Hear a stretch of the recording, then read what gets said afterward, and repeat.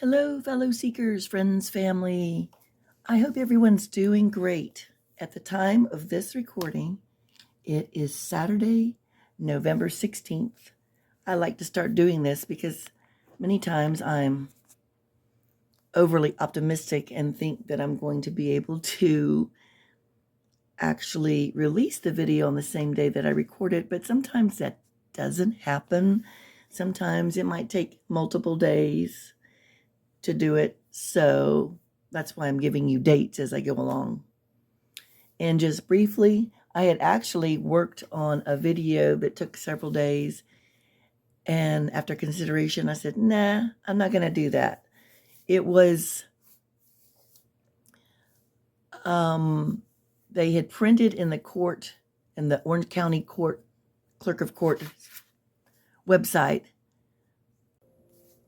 an 86-page deposition of Dr. Tanya Werner, which is the same person that Sarah Boone and Mr. Owens has a problem with, and she is an argument for, and she was the rebuttal witness for the prosecution. And so their argument, which is argument for, and why they think Sarah deserves a new trial, is, and I read this in the last video, I know, but just to review why I'm bringing this up. It says the trial court failed to disallow the opinion testimony of the state's rebuttal expert witness, Dr. Tanya Werner, MD, after the state failed to disclose before trial that the witness has formed a new opinion relating to whether the defendant perceived an imminent threat at the time of the offense. This issue was discussed extensively in the expert witness's deposition taken on October 4th, 2024. The state committed prosecutorial misconduct by failing to disclose this new opinion as agreed in the deposition mentioned above. In addition, the state's expert opinion on whether the defendant perceived an imminent threat necessary for the justifiable use of force and battered spouse syndrome testified to believe the jury was improper. The state's expert, Dr. Tanya Werner, MD, admitted she had not listened to the defendant's testimony before the jury before forming her opinion on this ultimate issue of fact. In addition, Dr. Werner failed to listen to the testimony of Dr. Michael Brannon and Dr. Julie Harper before expressing her opinions.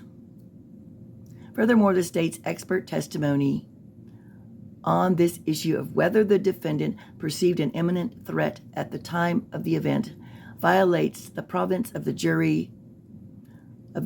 Witnesses are prevented from expressing their conclusions when the opinion only tells the jury how to decide the case and does not help the jury determine what occurred.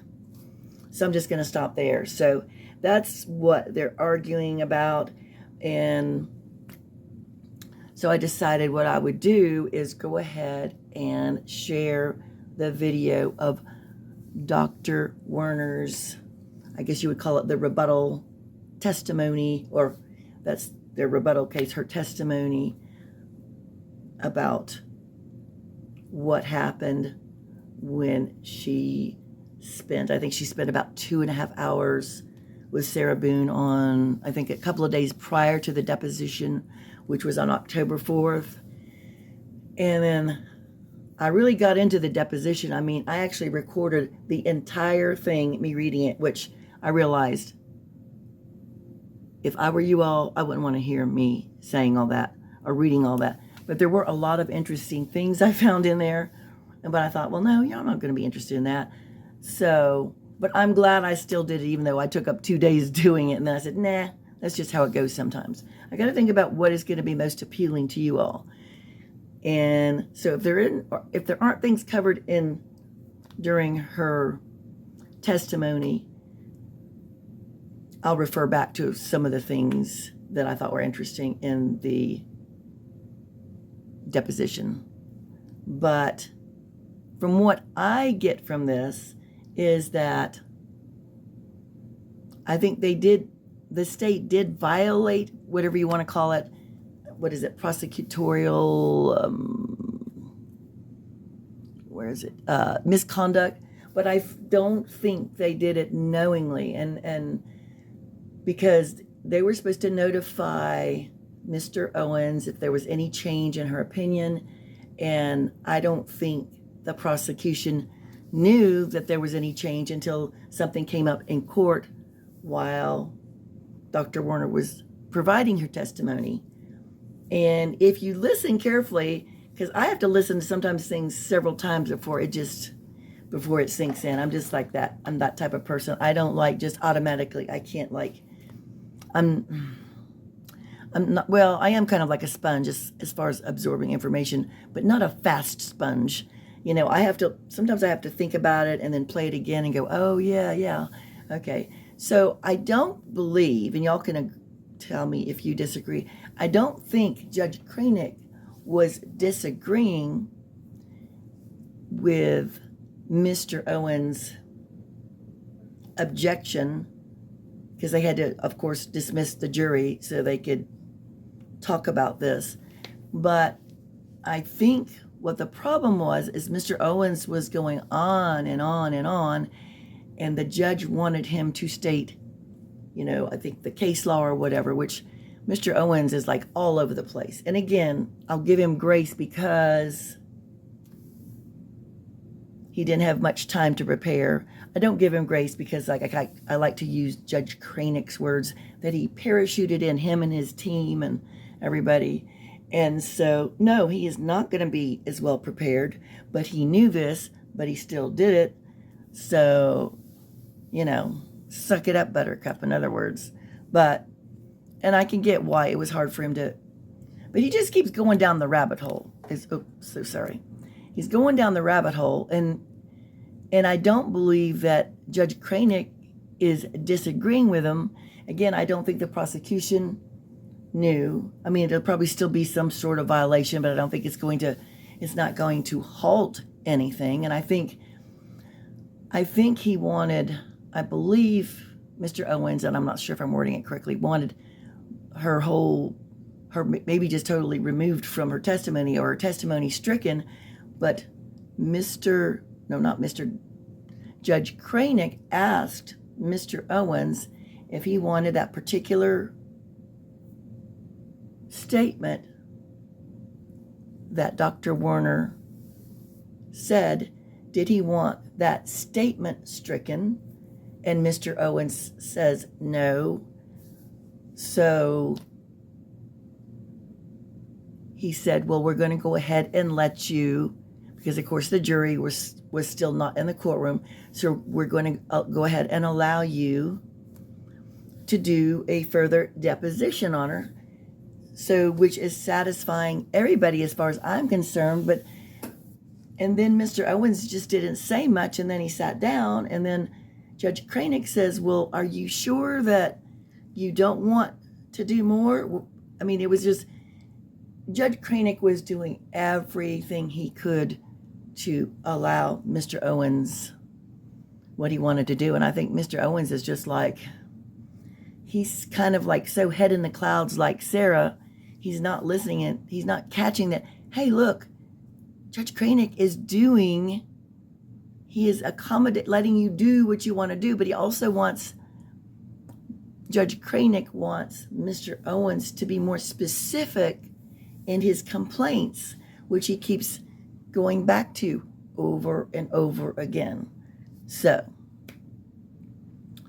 that is where we're at. So let's go take a look at this circus.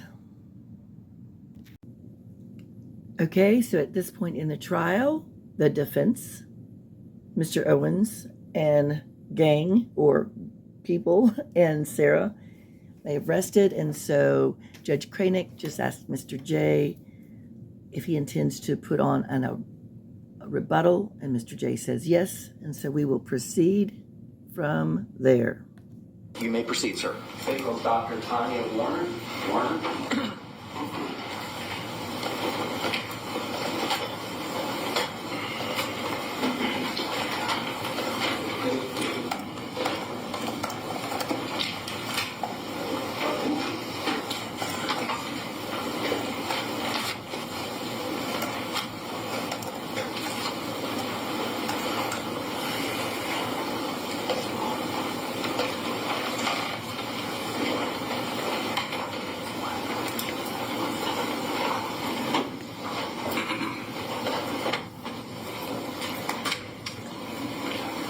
I like her suit. Do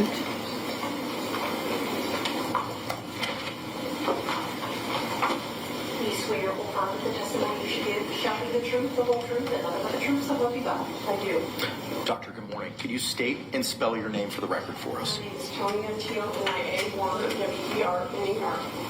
Thank you. You may be seated, ma'am. Thank you. Good morning, ma'am. Good morning. Where do you work? I'm employed at Meridian Behavioral Health Care in Gainesville, Florida. And what services do you render there? I'm their Chief Medical Officer. And can you tell the jury what your educational background is? Yes. So I graduated with an undergraduate degree at the University of South Florida in chemistry. I then attended medical school at American University of the Caribbean. I did a residency in psychiatry at Connecticut Valley Hospital in Connecticut under the auspices of Yale University. I then came back to Florida and did a fellowship 1 year in forensic psychiatry at the University of Florida. And since your educational background, what have you been doing professionally? Yes, so I'm a licensed physician in Florida. I am board certified in general psychiatry and forensic psychiatry.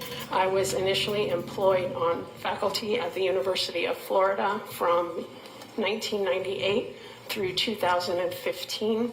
I retired there as the vice chairman of the Department of Psychiatry and the director of the Forensic Institute. I then went to work as the chief medical officer at Meridian Behavioral Health Care, which is a community mental health center. Psychiatry? So psychiatry is the treatment of mental health disorders. And what is forensic psychiatry? Forensic psychiatry is the interplay of psychiatry and the law, so anywhere where psychiatry intersects with legal issues. What is the difference, if any, between a psychiatrist and a psychologist? So a psychiatrist has gone to medical school, where a psychologist has not. And as a licensed physician, are you able to prescribe medication? Yes, I am. In the course of practicing medicine as a psychiatrist, do psychiatrists prescribe medication to treat mental disorders? Yes, we do. And when did you begin your work as a forensic psychiatrist as opposed to working at the faculty at the University of Florida, or was that concurrent? In 1996 in the state of Connecticut. While I was doing my training at Yale University, I testified for the first time as an expert witness in the state of Connecticut. And over the course of your career, have you done forensic psychiatric evaluations? I have. Approximately how many? Thousands of times. And does this include on matters such as competence? Yes, it does. And does it, just explain briefly to the jury, what does that mean, legal competence? So competence is, do they understand the legal process? Do they understand who the different players are in the courtroom, who's on their side, who's not on their side, what they're charged with, what the possible penalties are, what the possible plea options are. And have you ever done any forensic evaluations about insanity? I have. I've done sanity at the time of the crime, and also I've been appointed by the governor of the state of Florida to do sanity for execution. And have you ever been involved in working as a forensic psychiatrist involving the subject matter of battered spouse syndrome? I have. Can you describe your experience in that area for the jury? I've been asked to do evaluations by the prosecution and defense several times with regards to, and it's come up in different cases, criminal cases, with regards to intimate partner violence. And does all violent episodes within a relationship result in something that we are describing as battered spouse syndrome? No. And I see there is a book in front of you. What book is in front of you? Yes, so this is the Diagnostic Statistical Manual, and this is the 5th edition text revision, which is the most current edition. Is battered spouse syndrome in there as a diagnosis? No, it is not. And where, if anywhere, does it fit into any of the categories within the DSM-5 TR? It would come under one of the trauma categories, most specifically under most likely post-traumatic stress disorder. Can you describe for the jury what post-traumatic stress disorder is? So this is a disorder that's recognized under the DSM for individuals who have suffered a traumatic event and then they have re-experiencing of the traumatic event. They have different symptoms besides re-experiencing, such as hyperarousal and also avoidance of triggers or symptoms, things that would response to it. Are there any agreed upon criteria within the relevant forensic psychiatric and forensic psychological communities about battered spouse syndrome? There are. And what would those be? So it's again, having experienced a trauma, repeatedly violence within an intimate relationship, and then having symptoms secondary to that, avoidance, so tiptoeing around, trying to avoid recreating the violence. And if a person experiences an environmental stimuli, something happens to them, another person does or says something to them, is their subjective reaction what is defined as whether there's trauma present or not?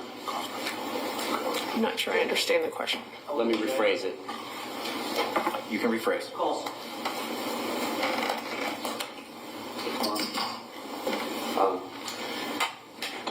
You described there's a difference between experiencing a violent relationship and whether or not that person is going to experience trauma from those behaviors they witness and experience. Is that fair? Yes. Now I've lost my train of thought in the question. Is it fair to say that an experience that a person has, whether or not that person believes it's traumatic, is a subjective experience? Yes, each individual is different, and so each individual is going to take that experience differently. Can hypothetically a couple be involved in a violent relationship for a number of years, even 3.5 years, and battered spouse syndrome not necessarily apply to either or both of them? Yes, that's correct. Can you explain that? So again, each individual is different. So one individual may develop the symptoms of battered spouse syndrome, and one individual may not under the same exact circumstances, just depending on their makeup and what they've experienced in their background and their biological makeup. And is there a cycle of violence that is sometimes used to describe battered spouse syndrome? There is. Can you describe that? So there's the initial, there's kind of a tension buildup section where you feel the kind of tension building up, and the individual can feel kind of the incident coming, and then there's the actual incident of violence. And then following the incident of violence, there's a honeymoon phase, what they call the honeymoon phase, and that's the third phase where the individual who created the violence attempts to make up to the victim and recreate kind of the relationship and pull them back in. And then it starts all over again where you feel the kind of tension start building up again to the incidents of violence. Does abuse have to come in the form of physical or sexual violence? No. Can you explain your answer? So it can also come in ways of coercion. It can come in ways of control, such as financial. So if an individual controls another individual financially, or controls their ability to drive or go out, their ability to be around their other family members or friends, kind of isolates them from other individuals, controls their ability to work, so controls their ability to make money or access to funds, so they can control them in any number of ways. Is this kind of about like an inequitable power dynamic in the relationship? Yes, absolutely. Can a man be on the receiving end of emotional or physical or sexual trauma and potentially experience, strike that. Can a man be on the receiving end of verbal, harsh words, physical violence, or sexual violence, and end up having the syndrome of battered spouse syndrome? Yes, it crosses all boundaries, and we see it in all types of relationships, whether it be heterosexual or homosexual relationships. We see it cross all boundaries. I was just going to say, the way Mr. J is questioning her, all these kind of things like the control and all that, right there, it sets up, of course, already knowing a lot more than what the jury knows, but still, that George is in fact the battered spouse.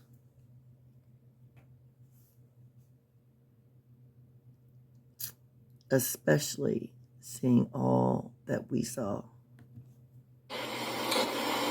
And can this element of control come from controlling personal items such as identification papers?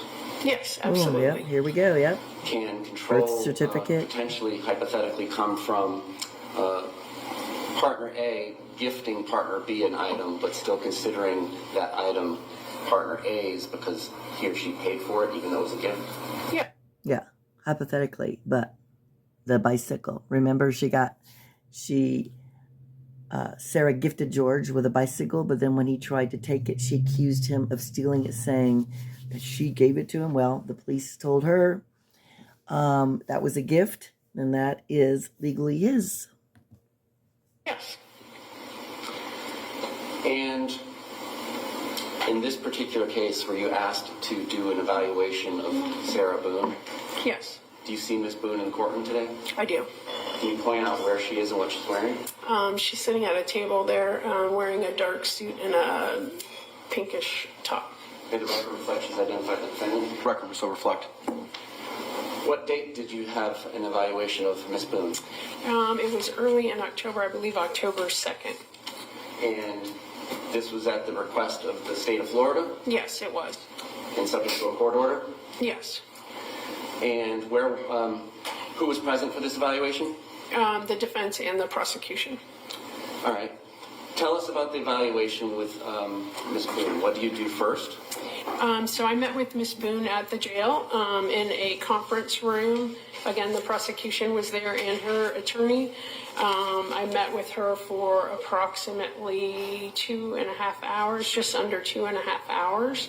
I introduced myself and explained that the interview would not be confidential, that I would be coming to court if asked to share my opinions. And she agreed to participate. I then start out with just general information, so getting to know her, date of birth, kind of background information, who her parents are, childhood. I go through her educational background, her work background, her marital background. I go through health, psychiatric background, any substance use issues. I do a mental status examination. Can I stop you there? Yeah. Elaborate further on that. So a mental status examination is just questions to determine kind of memory and cognition, kind of how their thought process is, how they're thinking. Are they able to kind of fluidly think through processes? All right, go on after that. And then I transitioned from there into walking through the incident that happened with her. All right, what did she indicate occurred on February 23rd, 2020 to you? All right, is it all right if I refer to my notes just a minute? Just, if you need them to refresh your memory, please do so, but don't read from them. Just let us know. So she had a difficult time recalling what time they actually woke up that day. Initially, she said in the morning, and then she said she wasn't even sure that it was in the morning. She said that they both wanted to drink, but that she asked that they could clean the house first instead, and that they did some vacuuming and cleaning. They had a half a bottle of wine left over from the day before that they drank. She felt about 4 o'clock in the afternoon. They drank that out on the back porch. And she described that they had kind of 2 beach chairs out there and a dartboard, and that they kind of hung out there a lot on the back porch, spent time out there. They did a puzzle out there. And completed that, and then did some kind of artwork. She felt like he was getting frustrated thinking about his life, that he had lost his job. And so she encouraged him to call his daughters, although she knew that that they did not like to talk to him when he was drinking. So I'm not sure why she had encouraged him to call them at that point. Yeah, I'm with Dr. Werner on that. To me, that's just, she's just stirring the pot, causing trouble, conflict, and drama. Because they were already drinking. And she also at some point encouraged him to call his brother, because she wanted him to explain to his brother that he had pulled her down the stairs the night before, although that didn't happen. He didn't explain that to the brother, and according to her. And then at some point they went and got another bottle of wine and some cigarettes from the grocery store and continued to drink. And then they were inside the house. And then he, I guess, tagged her at some point and said, "Tag, you're it," which indicated that they were going to play hide and seek. And she said she went upstairs and hid in the shower and waited for him to come, and he never came upstairs. Excuse me. And so she eventually came out of the shower to look for him.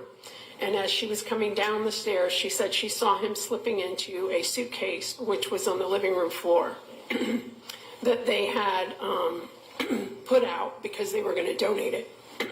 Give that lady some water. And, sorry. And so she went downstairs and indicated that she had found him, and they were kind of laughing. And she zipped the suitcase up. And they continued to laugh, she said, at that point. And they were having a good time and laughing and enjoying themselves and having a good time. And she said, and then she became angry. And she said she remembered what it felt like when he was choking her. And she became angry. What did she do after she became angry? I'm going to refer to my notes at this point. To refresh your memory, just Yes. put them down and then tell us what you remember.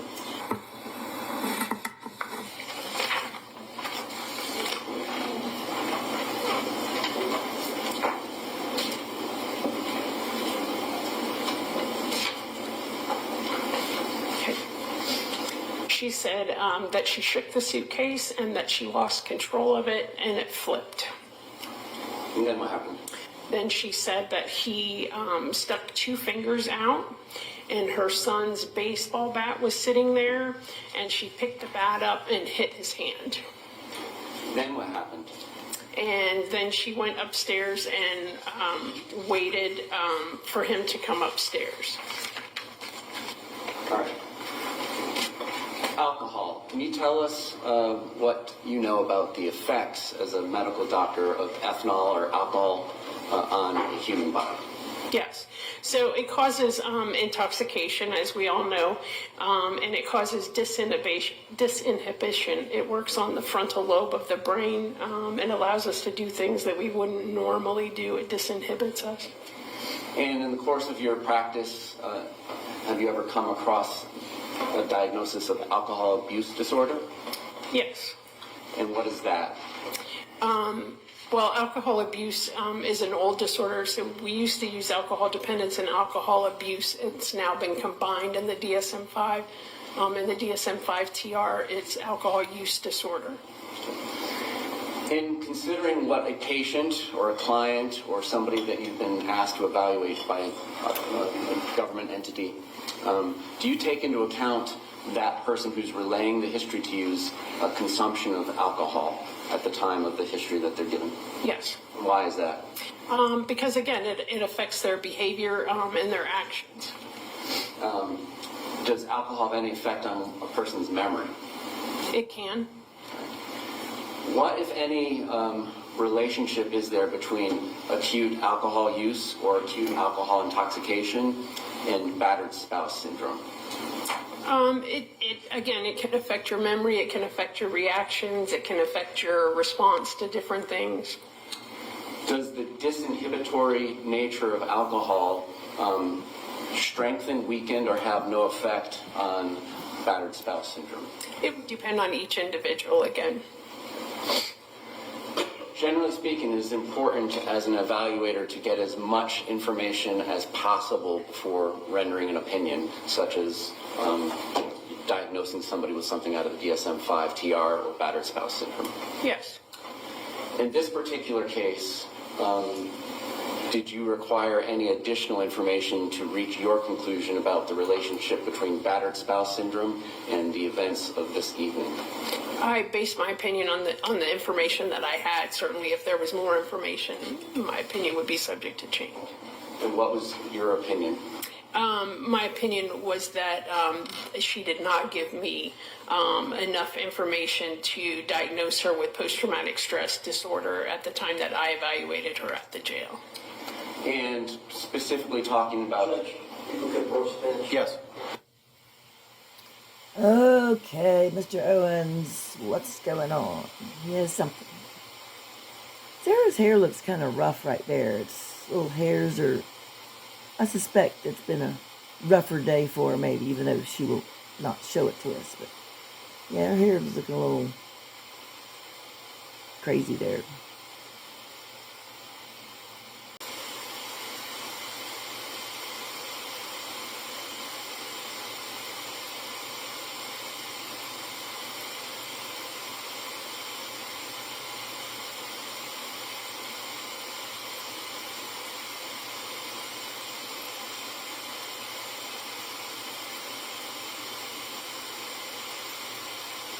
Members of the jury, thank you so much for your patience. I have a matter I have to discuss with counsel outside of y'all's presence. It may take a little bit more time than just our conference up here, and we don't want to have y'all just hanging out waiting for us to figure out what we're going to do next. So I appreciate your patience. We're going to excuse you to the deliberation room at this time. Please do not conduct any independent investigation or research as to the person, places, things, or charge involved, and do not have any conversations amongst yourselves or anyone else about those things, and we'll bring you back in as promptly as possible. Thank you.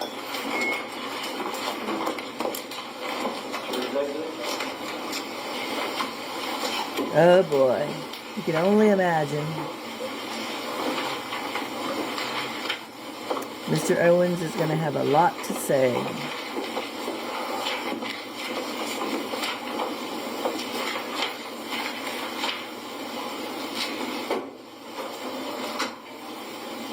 Y'all can be seated. Thank you. Mr. Owens, if you can find me that portion of the transcript that we were addressing as to additional opinions and other depositions and anything in Dr. Werner's deposition that you believe we need to address regarding this opinion as it relates to PTSD. Well, and Judge, it applied to every opinion she was going to express. It started on page 37 Line 24, as it relates to Sarah Boone, do you have any diagnosis as it relates to her? And then 38 is when she started talking about a generalized anxiety disorder, and that she was not for sure whether Sarah Boone had a generalized anxiety disorder versus if it was just an adjustment disorder to being in jail. And then she also mentioned in that same answer that Sarah Boone had some narcissistic personality traits, and that those were my two major diagnoses. And then I questioned her further about that. She explained again on line 17 about general anxiety disorder versus the adjustment disorder, and that I hadn't had time to fully formulate that opinion out. Line 21, I need time to go through my notes and think about it and process it. Page.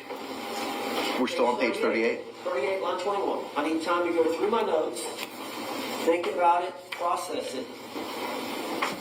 But I had other depositions, as you're aware, yesterday, so I had to prepare for those and go through that. So I have not had time to process on my notes. And I said on line 39, well, doctor, I'm trying not to inconvenience you. You know, we're set for trial October 7th for jury selection. Line 6, I anticipate your testimony would be until a little later. So we could discontinue the deposition and then reset it when you've got time to review. Because obviously I'm not going to want to take your deposition and you have other opinions that are not going to be covered. And then I asked, looks like Mr. J asked, what's your position? He said, conducting discovery after the jury trial starts is completely unacceptable to me. So that's my position. If she needs to issue a supplemental report, or if there has become a need for a second deposition, then we can address that. But it would be my position that we need to get this done because the state doesn't have any appellate rights once jury is sworn and jeopardy attaches. And I say on line 23 of page 39, well, you obviously understand my position. I'd like to finish the deposition today as well. But if she is holding out that she may have other opinions and other diagnoses after she has had more time to think, review the paperwork, then obviously that creates an issue. And then she said, but if that happens, I can bring that forward, and then you can add to your deposition at that point if my opinions change after having reviewed further. And I refer to Mr. J. Page 9 of 40, Mr. J says, I think we plow ahead. This is our time with her. Court reporters are prepared to give us a transcript by the end of the week. Something needs to be amended. End of the weekend. End of the weekend. If something needs to be amended, then she can A, issue a report. B, if we need to take a deposition, an abbreviated deposition on the limited subject matter she is not prepared to testify about on today, then we can do that. But the notion of halting a deposition that is set for 3 hours and then doing a 3-hour deposition during trial, especially after jeopardy is attached, is not what the state would do. Then I respond on page 40, line 23. I'm not suggesting that, Mr. J. I'm suggesting what you just said at the very beginning, which is let's finish. But if she has some supplement, then I would want to take a brief second deposition as it relates to any new diagnosis or opinions. Mr. J responds on line 4. Okay. What I'm understanding her to say is right now, there has been a previous diagnosis of an adjustment disorder in some of the records, and she just needs to review her records to see if she thinks that is the best diagnosis that she would give as opposed to a generalized anxiety disorder. And then the witness says, you essentially flipped that, Mr. J, upside down. You got that backwards. So we go on to page 42. Line 1, Mr. Owens, I agree. And Dr. Werner, just let the state attorney know. Okay, but we're skipping a massive portion of 41 that addresses specifically opinions as it relates to generalized anxiety disorder. Okay, the witness starts on line 15. So she's saying she has the generalized anxiety disorder, and I'm saying I want to review it more. Because Sarah Boone had disclosed to the doctor that she had been previously diagnosed with a generalized anxiety disorder. And so the doctor, Werner, was considering that admission. But she was saying, I want to review it more to see if I think it's more of an adjustment disorder to being in jail, Judge, to being in the correctional setting right now. And that the stressors that she is under right now as opposed to a generalized anxiety disorder. So Mr. J says on line 22, okay, so on this topic, if something new comes up, then we can address it. But if you have other topics to depose her on, then I suggest we go on. And then page 42, line 1, that's when I say, I agree, and Dr. Werner, just let the state attorney know it. I know that you may be, we are on short time. If you do review your notes over the weekend or whatnot, and formulate any other opinions, just let the state attorney know, and I will address it. We'll address it. And we'll address it. Judge Kraynick. Witness, Dr. Werner says absolutely. Keeping Mr. Owens straight. And then, do you want me to continue reading, or? If there's portions you want to highlight for me, I mean, I have the transcript. I'm following along with you. That was the general understanding that we had about all diagnoses, all opinions that she may have. And so she starts talking about the mental status exam that she gave her, and then she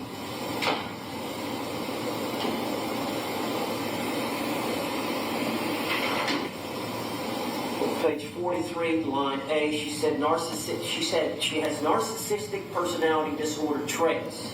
Or I asked that question, that's how she answered. She goes through a little bit of that.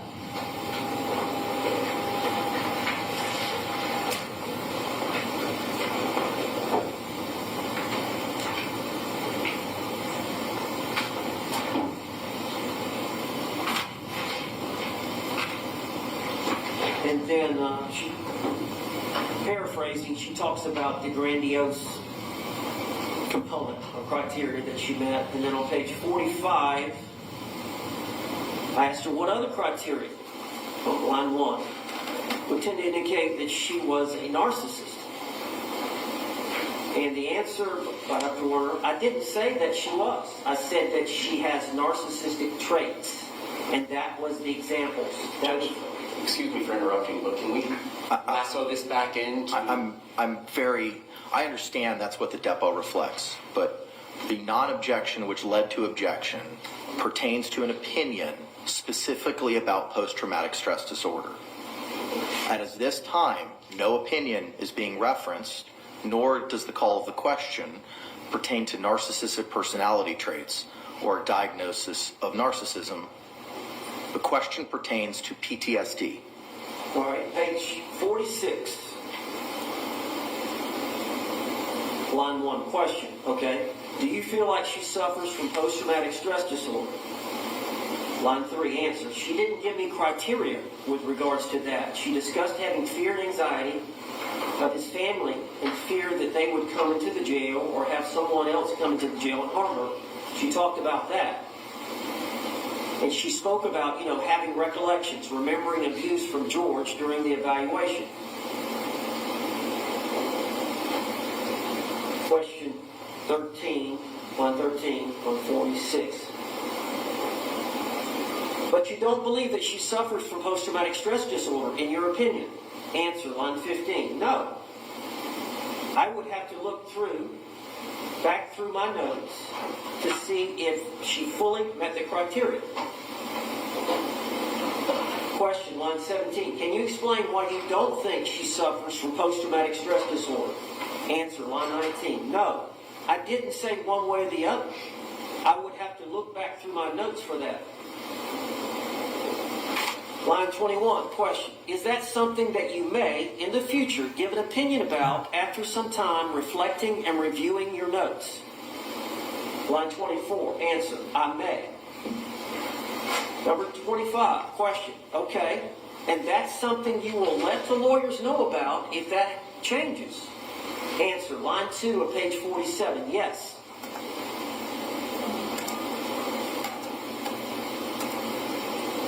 That's specific to the post-traumatic stress disorder.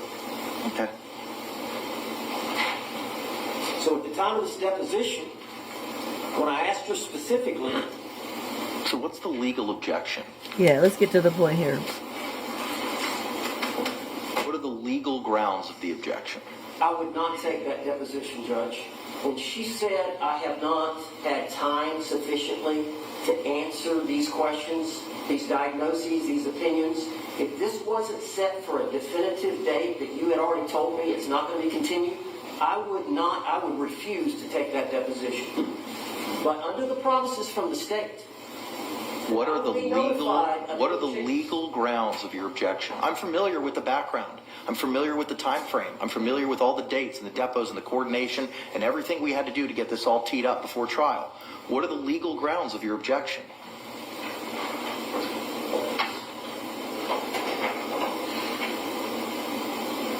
I understand the backdrop. I mean, I don't know if there's a legal ground other than we had an agreement as attorneys, as parties, that I would be notified of a change of opinion and I would be allowed to take a second deposition. That's the only thing I know to object to, because I was not given that opportunity, which was an agreement between the parties. Response. Judge, I don't appreciate the implications that they're making. What I would proffer with this witness is, we spoke yesterday. I asked her if she had any change in her opinion about any of the diagnoses. She said no.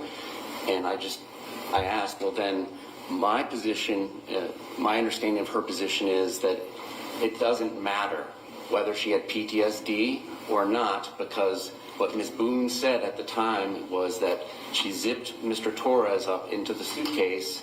They were both laughing, and once he was already secured in the suitcase, she became angry and then did all the things that she did.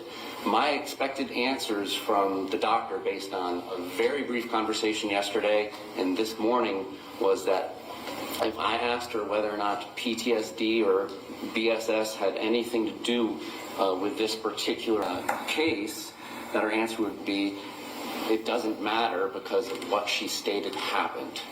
I'm not asking her about her diagnosis of PTSD. I'm not going to be going into narcissism. I'm not going to go into whether or not she ever delineated the difference between adjustment disorder or anxiety, because my understanding of what she told me was that none of this matters. None of this matters because of what she said to us during the evaluation. But the question was, and I may have to ask Madam Court Reporter to read it back, but my memory of what the question was is, have you formulated an opinion with regard to PTSD? And my expected answer was, it doesn't matter because of what she said during the evaluation. Okay. Unfortunately, that was not the answer that came from the witness. The answer was a definitive no. Attorney's. I'm not casting blame. I'm just going back over what was asked and what was said. Okay. Yes. Judge, and that's his position, that post-traumatic stress disorder that doesn't apply in this case, and that he... Okay, so the judge did say right there that what he anticipated her to answer and what the answer was different. So that's probably the crux of the whole thing, but it's going to be stretched out a lot longer. I'm sure reflected his opinion to the expert, but that doesn't mean that that's my opinion, that post-traumatic stress does not apply. That's irrelevant for the purposes of this argument. So their discussions and him feeling like it didn't apply. Okay, as an officer of the court, he just told me he spoke to the expert yesterday and the opinions hadn't changed. And the opinion that was offered at the deposition was, I'm not sure. And based on what he had proffered as to what he expected the answer to be, the answer was not going to be any different. It's not applicable. It doesn't matter because of what she told me. That's unfortunately not the answer that was given. So what is it that you're asking me to do at this time, Mr. Owens? I'm asking, I don't know if we need to proffer the entire testimony of this witness, because opinions and diagnoses have apparently changed. I think I have a right to take a second deposition before she testifies. What other opinions, Mr. J, if any, are going to be offered by Dr. Werner? May I just proffer? Yes. All right, you've been present for all this hearing, yes, Doctor? Yes. Am I misrepresenting any of our conversations? No. All right. And so, if I ask you if battered spouse syndrome or PTSD has any relationship to the facts of the case as the defendant relayed them to you, what would be your answer? That it's not related to the incident as she reported it. Okay. And if I ask you, therefore, if there were any prior instances of violence, would that change your opinion? What would your answer be? No. And if you reviewed any other materials, would that change your opinion based on what she told you about what happened that evening? No. That's it. Judge, number one, she's given a legal opinion. Number two, it's a discovery violation.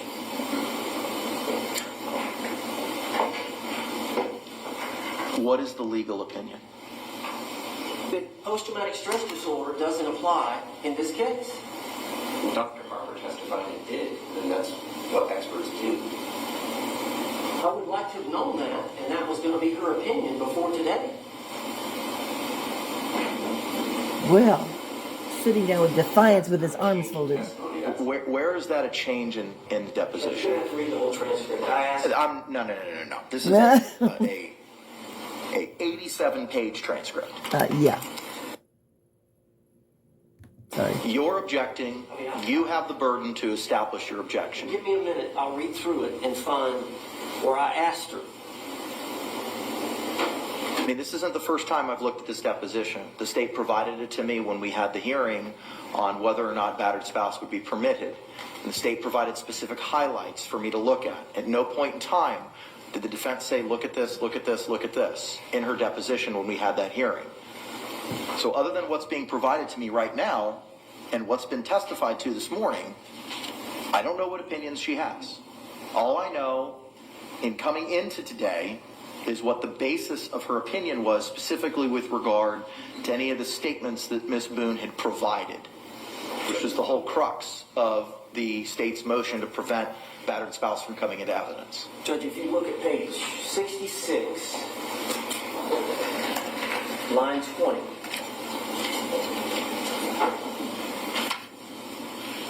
Let me know when you're there, Judge. Hang on. Yes, sir. Page 66, line 20, question. Okay, so other than the couple of hours that you intend to maybe reflect on your notes and anything else, any other work that you intend to do on this case? Answer 23, no, sir. Not that I'm aware of. Line 24, question. And you've expressed all your opinions, at least generally, here today. Answer, page 67, line 1, yes, sir. Question. Then I go into these. Then on 67, line 7, question, just double dog sure. You admit that you have no other opinions other than the ones you've expressed here today. Line 10, answer, that I've been asked about.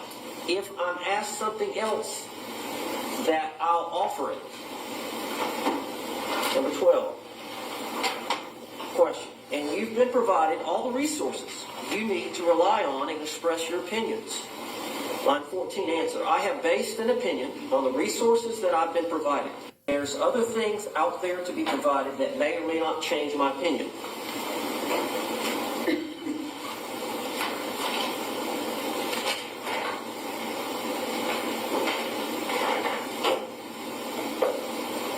I believe it's a discovery violation because I should have been notified there was going to be a change in opinions here today. And we had an agreement that I was going to be allowed to retake the deposition and not be ambushed in the middle of the trial with a new opinion. What new opinions are different based on what Mr. J proffered the testimony is going to be? I'd have to ask Madam Clerk to reread the question and the answer from the expert. It's been so long now. Madam Clerk, or Madam Look at Clerk, him were you able to plunking down reread the portion into of the chair with proffer defiance. as to what Mr. J asked of the witness? Absolutely. Of course.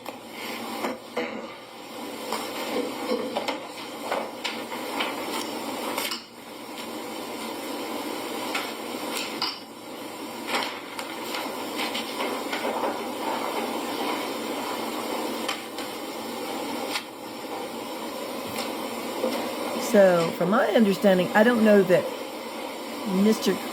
or Judge Kraynick is disagreeing with Mr. Owens, but I think he's asking for Mr. Owens to provide a more clear legal argument. And I think the problem with Mr. Owens is, well, number one, I mean, he's ill-prepared. I'm not going to say that's his fault, but he did choose this. He parachuted in, but he's having difficulty, you know, he's going down the rabbit hole and making this go so much longer than it should be.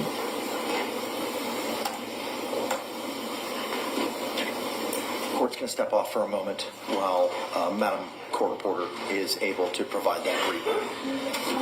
Just.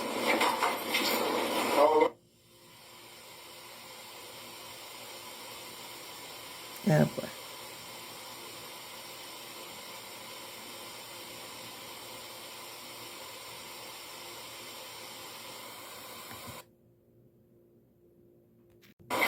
All right, we're back on the record. Case number 2020 CF 2603, State of Florida versus Sarah Boone. State. Dave Castro on behalf of the state. William J. for the state.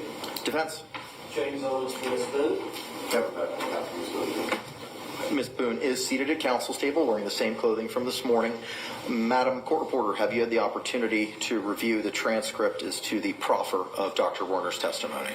Yes. Okay, you may proceed.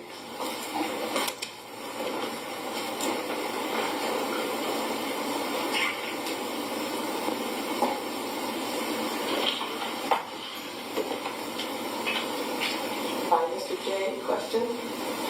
You've been present for all of this hearing, yes, doctor? Answer, yes. Question. Am I misrepresenting any of our conversations? Answer, no. Question. All right, so if I ask you if battered spouse syndrome or PTSD has any relationship to the facts of this case and the defendant relayed them to you, what would be your answer? Sorry about that. Question. That it's not related to the incident as she reported it. Question. Okay. And if I ask you, therefore, if there are any prior instances of violence, would that change your opinion? What would your answer be? Answer, no. Question. If you reviewed any of the materials, would that change your opinion based on what she told you about what happened that evening? Answer, no. Question. All right, that's it. I don't think that's the very beginning before I objected. What was asked was to read back the proffer.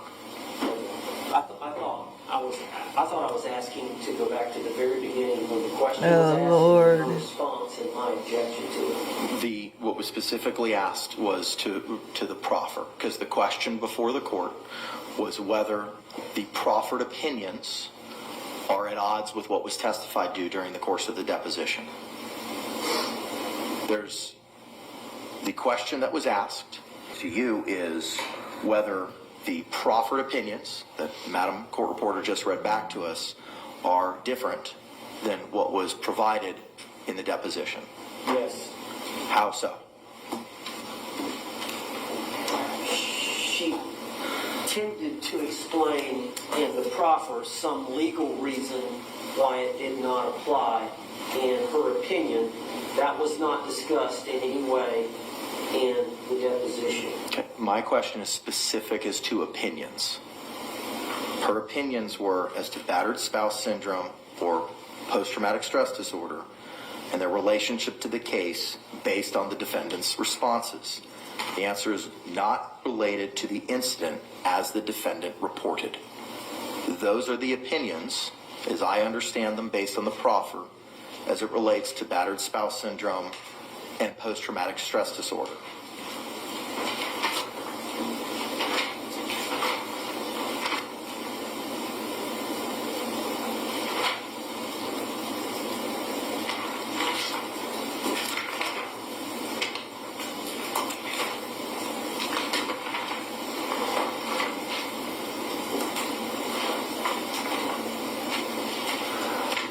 Come on, Mr. Owens.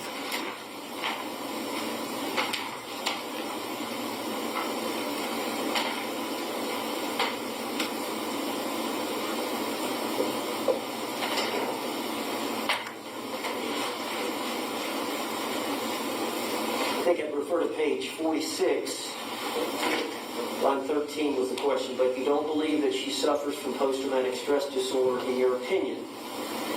Line 15, the answer is no. I would have to look back through my notes to see if she fully met that criteria. Question 17, can you explain why you don't think she suffers from post-traumatic stress disorder? Line 19, the answer no. I didn't say one way or the other. I would have to look back through my notes for that. Question number 21, is that something that you may, in the future, give an opinion about after some time reflecting and reviewing your notes? 24, I may. 25, okay, and that's something you will let the lawyers know about if that changes. That's on page 47. Line 2, yes. That's fundamentally, substantially, materially different from what she's testified as it relates to post-traumatic stress as it applies in this case. In the proffer? Excuse me? In the proffer? She's not rendering an, unless I misunderstood the proffer, she's not rendering an opinion on PTSD and whether or not Ms. Boone suffers from it. Well, she led me to believe that she was trying to decide whether or not Sarah Boone suffered from post-traumatic stress. Now, in the proffer, they're claiming that post-traumatic stress does not apply. I don't know what the initial question was. We haven't had that read back. When it was first going on, when a question was asked, and I believe she rendered an opinion, and I, again, like that to be reread back. What the initial question was, what the response was, because it did, I know I objected, I can't even remember it now, but I know I objected because I knew it was inconsistent with... You asked to approach, and then you explained that the question was it was not something that was framed in the deposition. Multiple times I asked you for a legal objection. And it wasn't until right before or right after we sent the jury out that you provided some legal objection. You know, Madam, if you want Madam Court Reporter to go back and read the question that led us to where we are right now and the answer, I'm totally on board with that. I have a memory of what it was, but nothing like... Before she does that, can I get the first question of the proffer? If BSS or PTSD has any, can you reread that? So I can... Let's just reread the entire proffer, just so that it's a clear soup to nuts, alpha to the omega, what the proffer was. Get it Madam straight Court for him, Reporter, Judge if you'd be so Kraynick. kind. Yes, ma'am.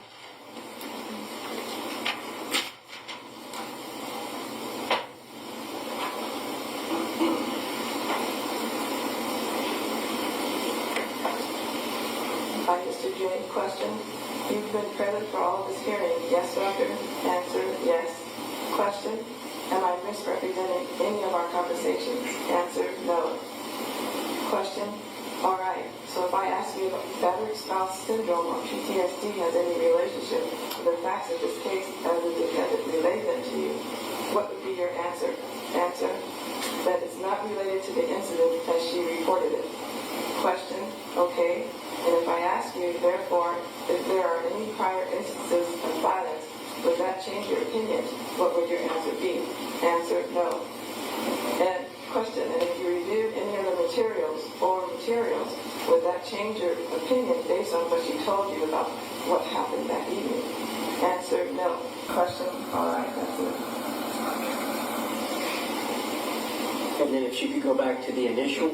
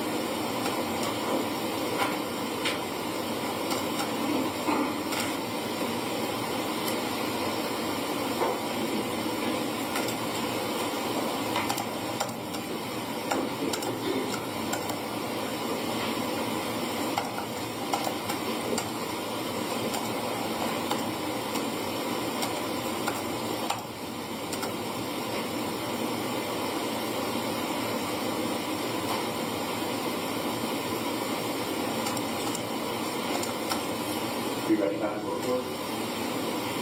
Oh, I was waiting on you. Please, go ahead. Sorry. Pay no attention to me. Go ahead. My understanding is it was the question and the answer right before Mr. Owens asked to approach.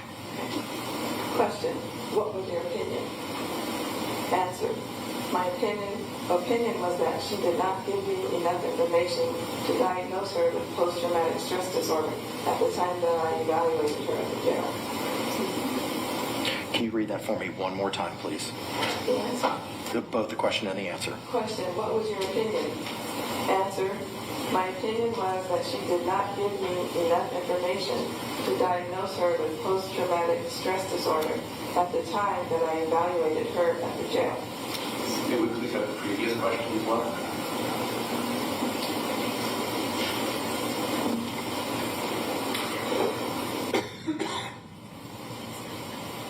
Question, and in this particular case, did you require any additional information to reach your conclusion about the relationship between battered spouse syndrome and the events of this evening? Answer, I based my opinion on the information that I had. Certainly, if there was more information, my opinion would be subject to change. Question, what was your opinion? Mr. Owens? Number one, that question and answer, she gave a differing opinion than what she gave in her deposition, which, subject to the agreement we had, I should have noticed. Number two, with the proffer, it seems that she's going to find that post-traumatic stress disorder did not apply to the facts as related by Sarah Boone. And that is an opinion that I needed to know about. And I asked throughout this deposition, and at the very end, some general, if you have any new opinions, or anything new that differs from what you said here today, please notify the lawyers, or words to that effect. So it's an evidentiary issue. I've got a right to be prepared for the trial through discovery to know what the witnesses are going to opine. And this is a discovery violation based on two things. One, her initial answer to the question that I objected to, and then two, the proffer is a new opinion. It's a discovery violation. I ask that the witness be stricken. Any response? Judge, I think it's clear from my original question that the intent that I stated was the intent of my question, to get the answer that I intended to get, was what the question was intended to elicit from the witness. As far as the discovery violations and continued attacks, I'm not convinced he understands what the answer means or what it's going to be. The answer isn't going to be Ms. Boone didn't have PTSD, hence, therefore, battered spouse syndrome doesn't apply in this case.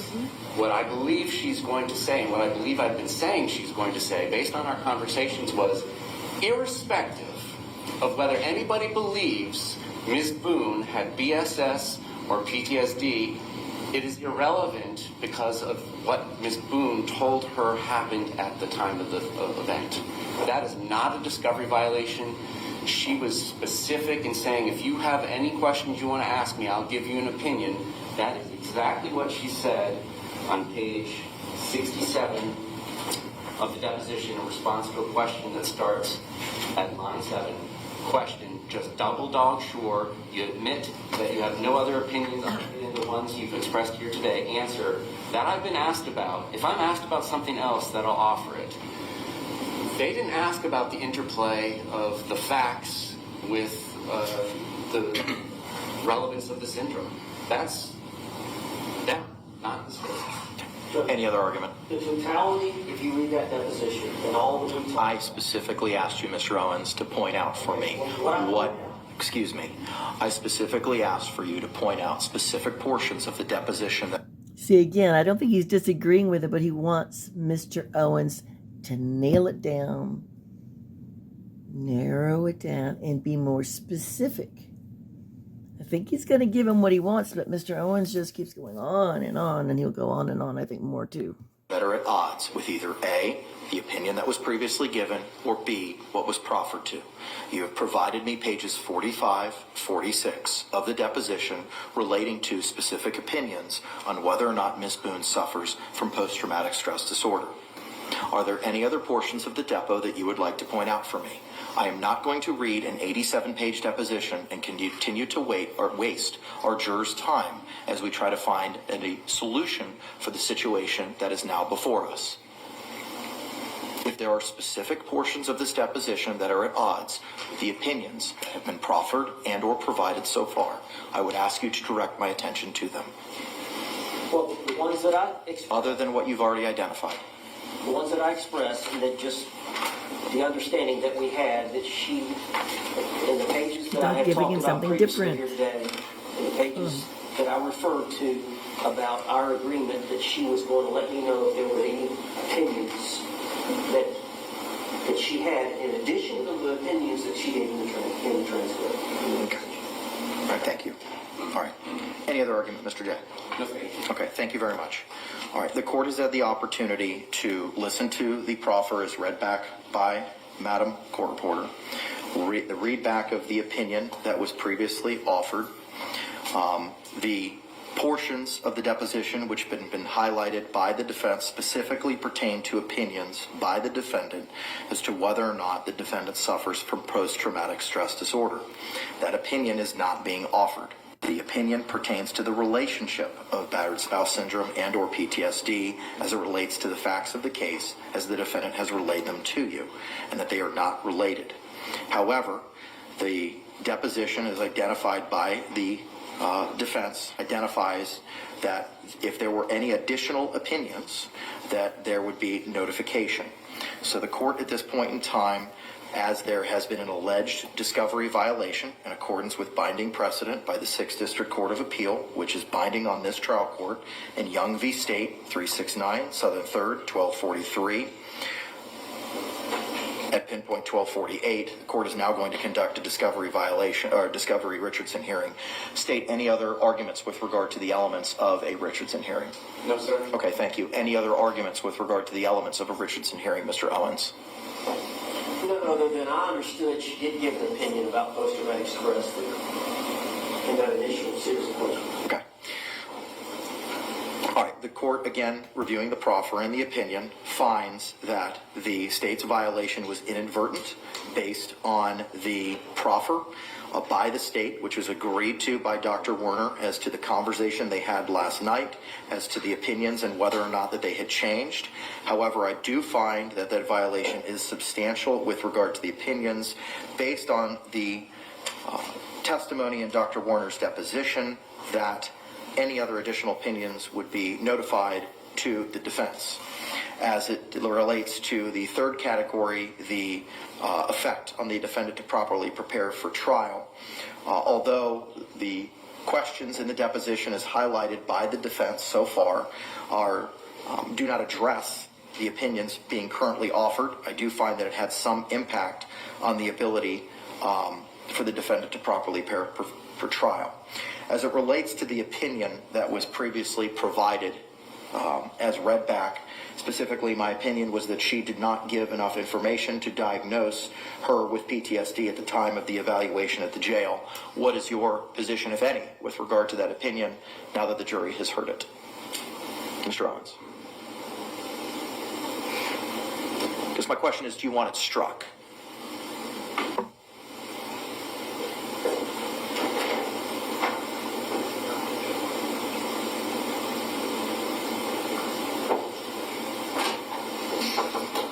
That issue, we'll address it on cross-examination. So you do not want it to be struck, and you do not want a curative instruction. Well, I'm going to question her about post-traumatic stress. So No, he's going to listen to through me. my cross from the deposition about what she said, and it's inconsistent with what she said here today. So I'm going to want to rely on that question or that answer. Okay, all right. Ms. Boone, have you been paying attention to the questions and answers and the readbacks of both the proffered testimony and the opinion testimony? Yes. And are you on board with the strategy not to seek to strike that opinion? Yes. Thank you. And I could be wrong because, again, I'm not an expert. But I think he was giving Mr. Owens an opportunity to strike it, which maybe would have been a good choice. I'm not sure. That's what I'm kind of thinking, because the fact that he's now, Judge Kraynick is asking Sarah Boone if she agrees with what Mr. Owens has decided. And she said yes. So let's see. It's kind of, it's pretty interesting.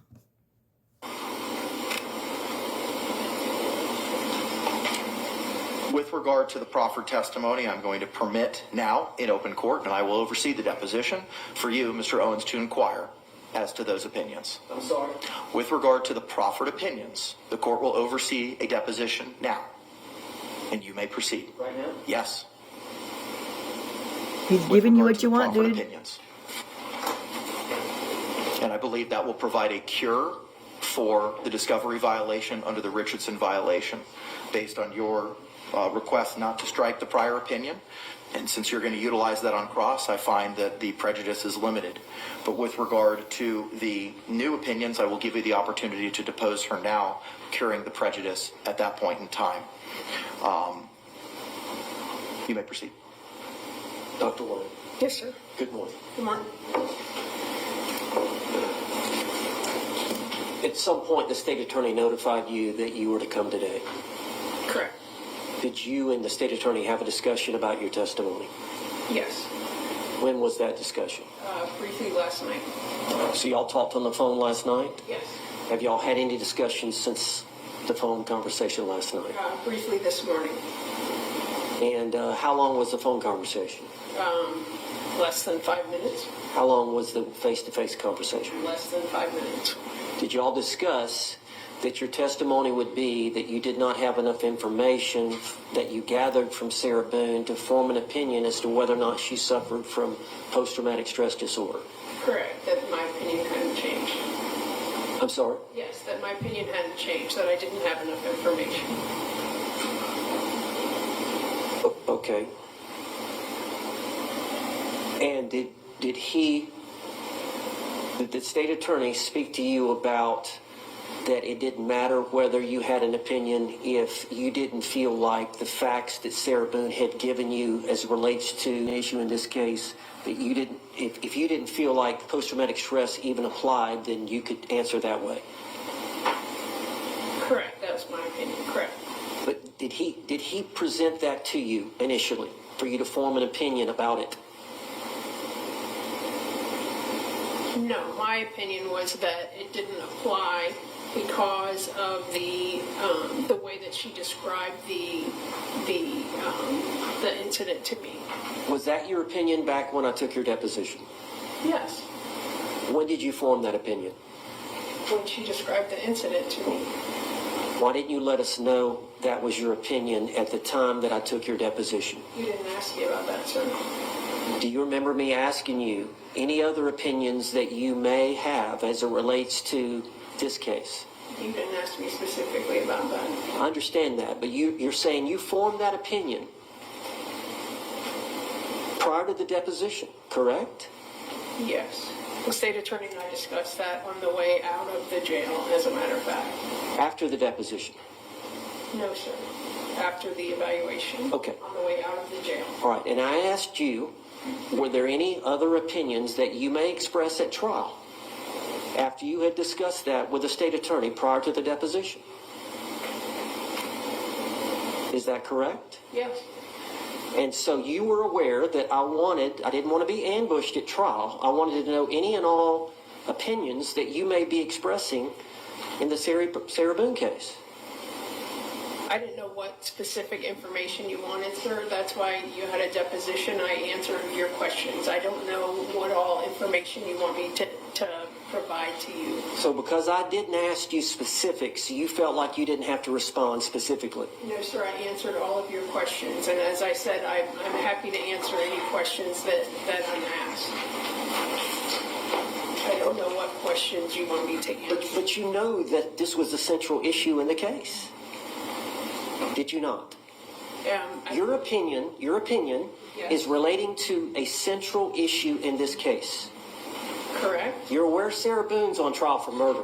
That's And you had this opinion when I was taking your deposition, and I was asking you specifics about any opinions that you may be expressing in the trial of Sarah Boone, and you did not disclose it. Well, I told you that I would answer any questions that were asked of me. I have a number of opinions. I know that I don't feel that she's suffering from major depressive disorder. I didn't offer that opinion either. I have a number of opinions. That's all the questions I have. Mr. J, anything else? I'm just making sure he doesn't want to inquire. This is your opportunity, Mr. Owens. Come on, Mr. That Owens. was more just about Inquire about what? This is your opportunity to Oh, my inquire. gosh. You are conducting a deposition. This is your opportunity and your only opportunity to cure any prejudice that we've identified with regard to those proffered opinions as it relates to the relationship of battered spouse syndrome and or post-traumatic stress disorder as proffered. The problem is now, Judge, is I've got my expert, and we weren't aware. You know how in these type cases, the experts are allowed to listen to the testimony of the other experts and read the depositions of the other experts. Dr. Werner, were you given the opportunity to read Dr. Harper's deposition? I was. I mean, that's standard operating procedure in these type cases, and now I'm taking a deposition on the fly, and then I haven't had a chance to speak with my expert about those opinions and whether or not that would change her opinion. It just puts me in a very difficult situation, but if I'm ordered to continue the deposition, I will. That's your decision. It's not an order. I'm just saying that this is the opportunity to cure that Richardson issue. You asked previously to strike the expert. I am disinclined to do that. The case law says that is an extraordinary remedy, one which I am not going to permit. Dr. Werner, you realize you're in a courtroom, Yes, sir. and we're waiting on the jury on the trial of Sarah Boone. Oh my gosh. Are there any other opinions that you intend to express in this trial Sorry, that you guys. have not disclosed to me in the deposition, or you have not disclosed here today under oath? I'm happy to answer any questions that I'm asked. Are you refusing to answer my question about any other opinions that you intend to express here today as it relates to Sarah Boone, who is on trial Sarah for murder Boone. in the second degree? Judge, I'm going to object. The catch-all vague question that Mr. Owens wants to ask this expert witness about any and all opinions she may or may not have, 99 out of 100 attorneys would come in here and say that's not how you do depositions with expert witnesses. You have to ask specific questions. Anytime you ask a question like that of an expert, the expert's always going to say, please ask me a specific question. And that's what she did then. That's what she's doing now. It's unfair and vague to ask somebody, tell me every opinion you have. Yeah, how is she going to know what opinion she's supposed to give if she's not asked? Oh, Mr. Owens. Judge, Yes, sir. we're in the middle of a trial. She's fixing to testify. She's had conversations with the state attorney. She knows what she's going to be asked in terms of opinions that she's going to express. That's why she's here, to help the jury understand the science that relates to the law and express opinions. I mean, for me to ask, we're playing hide the ball here? In the middle of a trial. I disagree that there's any hiding of the ball. There's been a proffer that's been read multiple times as to the scope of the opinions regarding to battered spouse syndrome and post-traumatic stress disorder and its relationship to the facts of the case as the defendant represented them. And the answer is they are not relatable to the incident as relayed by the defendant. That is the opinion that have been proffered. All right, can I continue with my deposition? Yes, sir. I love his attitude because he was going to not even continue further. And, oh my God.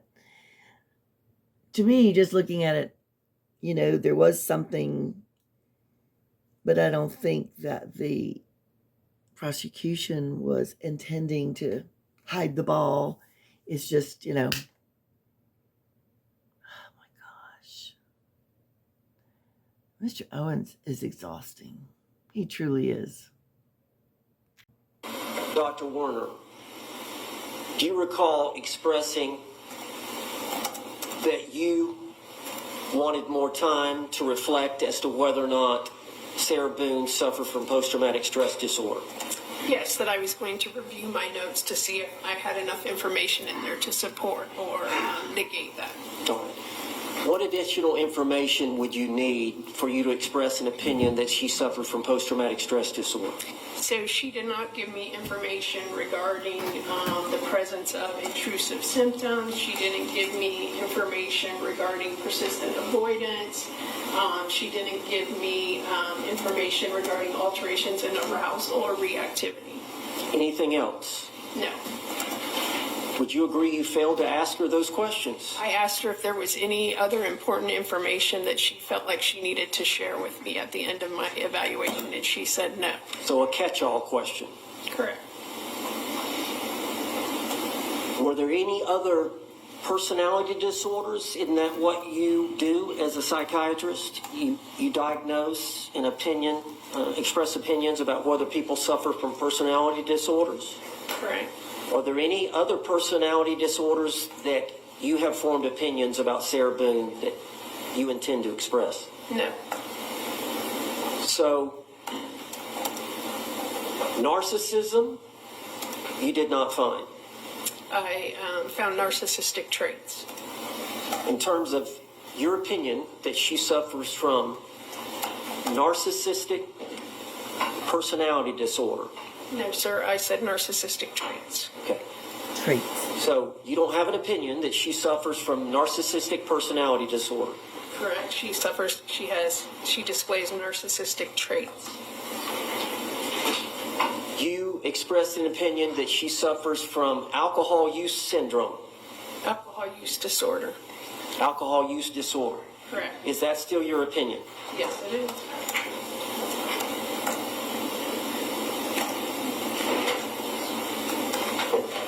Anxiety disorder.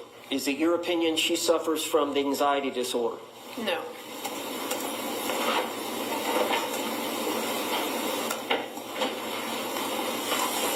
Do you recall in your deposition indicating that you felt like she suffered from either anxiety disorder or adjustment disorder? That's correct. And you've changed that opinion now? I'm leaning towards the adjustment disorder secondary to her legal situation. So you haven't formed an opinion as to whether or not she suffers from general anxiety disorder or adjustment disorder? Correct.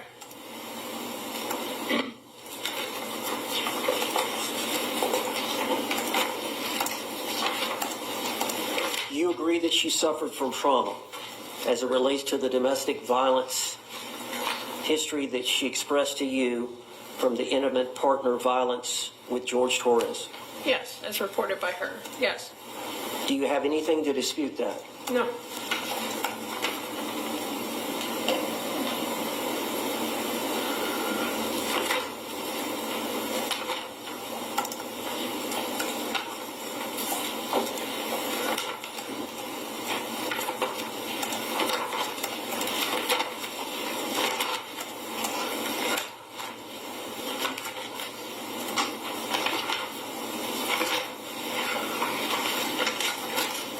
In your opinion, does she suffer from any form of psychosis? No.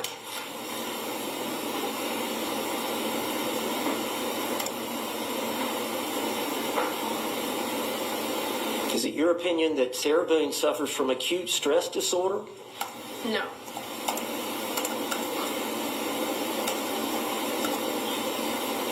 Is it your opinion that Sarah Boone suffers from intimate partner violence?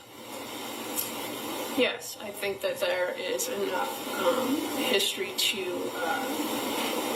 of the volatile relationship between the two of them. Because of that, do you believe that Sarah Boone suffers from battered spouse syndrome? She may meet the criteria for that. May. So It's possible? Yes. Is that your opinion? Yes. Definitively, you can't say? There's a history of her having that, yes. So you agree she suffers from battered spouse syndrome? Yeah.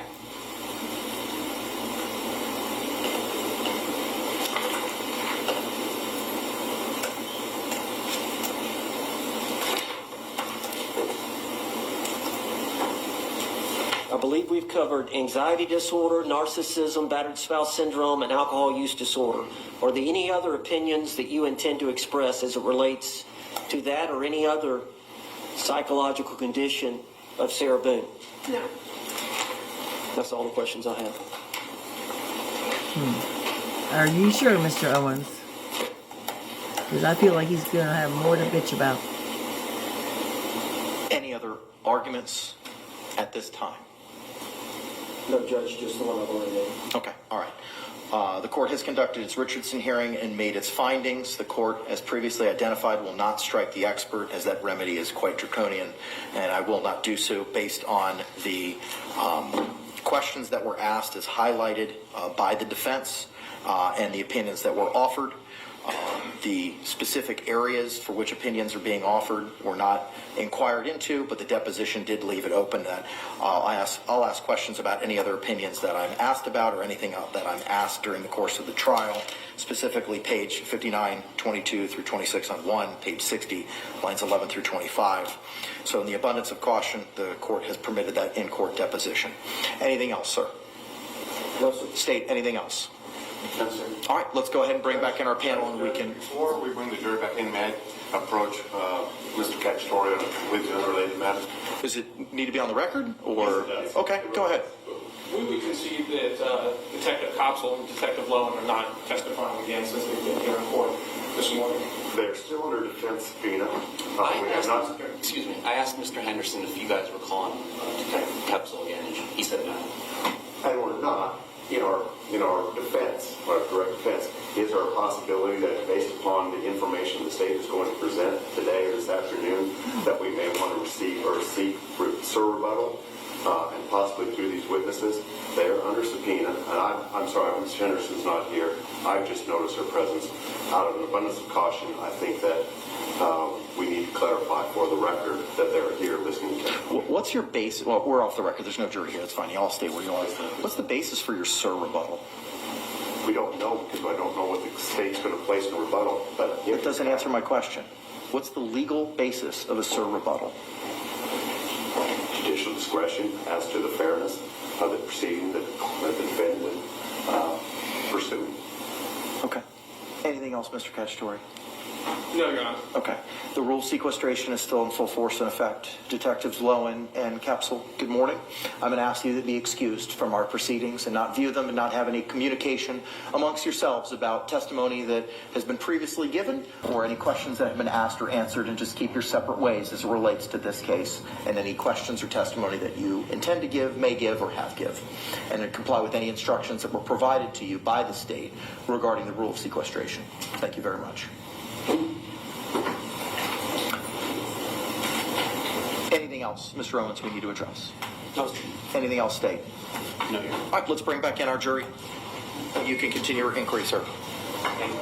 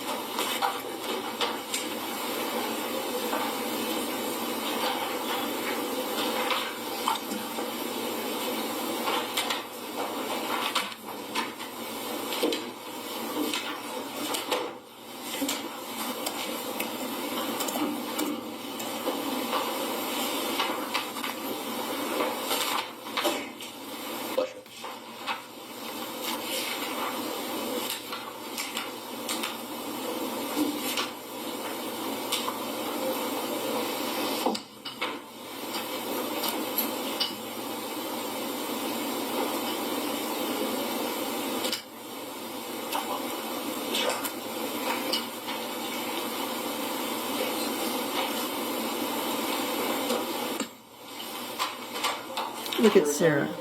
Always so alert to help out her attorneys. Yeah. I detest her smugness.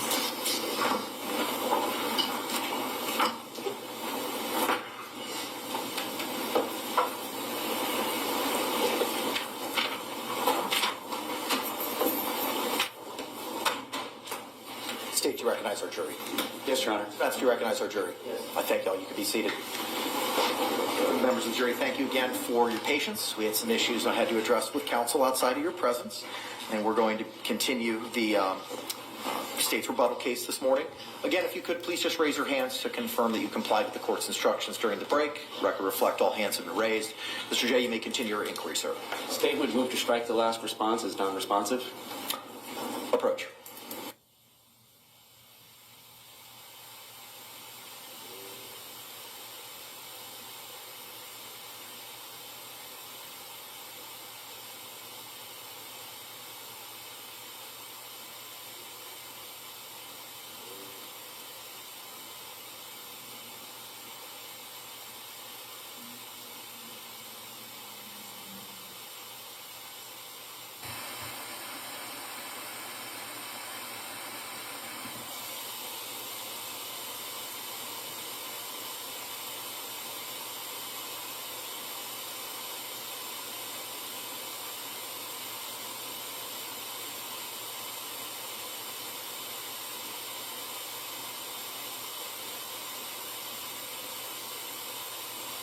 What could she possibly be smiling at?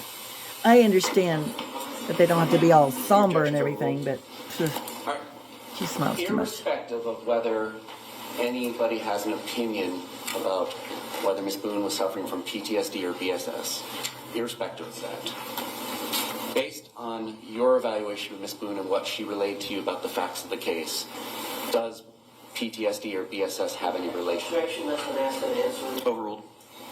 No. And what particular part of her statements about the incident is that? The whole part where she's describing the part about playing hide and seek and that they were having a good time, they were laughing, when he got in the suitcase, when she found him, they were enjoying themselves, she zipped him up, they were still laughing, having a good time. All of that isn't consistent with her having a feeling of she had imminent risk or there was an imminent risk of harm that she needed to protect herself. Can we put it? Yes. Oh my gosh. Look at her expression. She's like, oh my goodness. And I'm sure she's used to doing this, but is she used to someone like Mr. Owens? If she's done that many cases, I suppose, but she's just like, oh my God.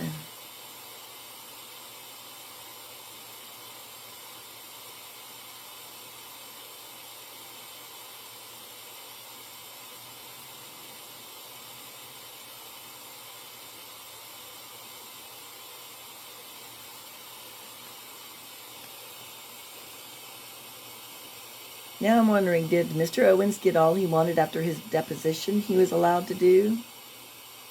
I'm thinking not, maybe.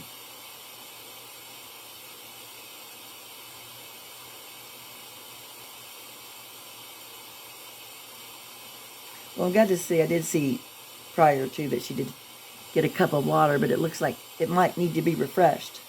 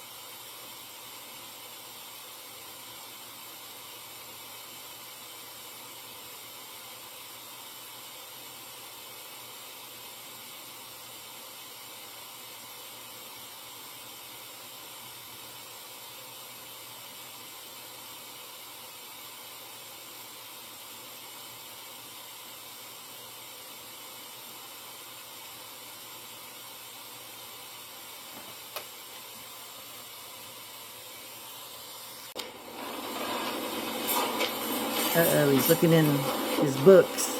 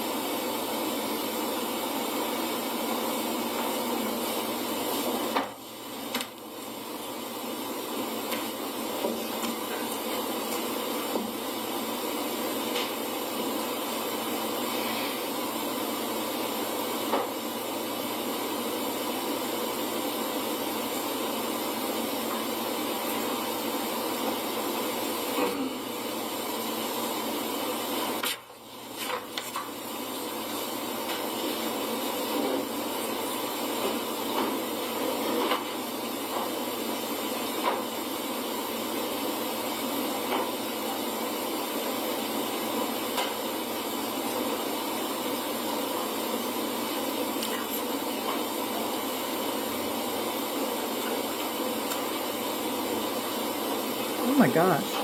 I didn't miss anything. They did not dismiss the jury right now, did they? While he's looking through. I don't think so.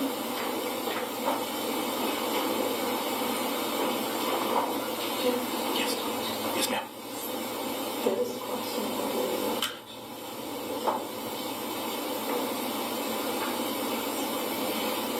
Just go from, read it from the question, answer, question, objection. Let's just have we can buttress it.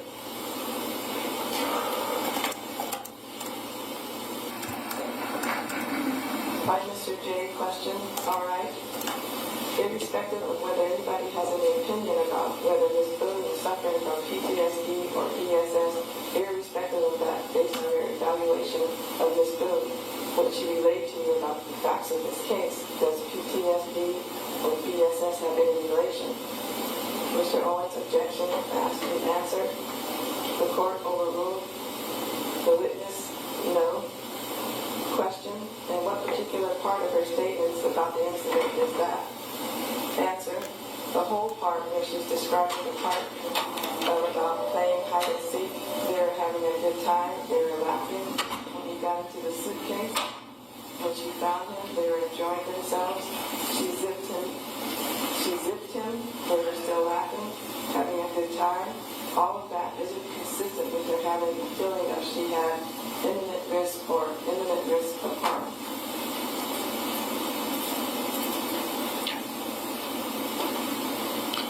Any other argument, Mr. Owens? That invades the province of the jury.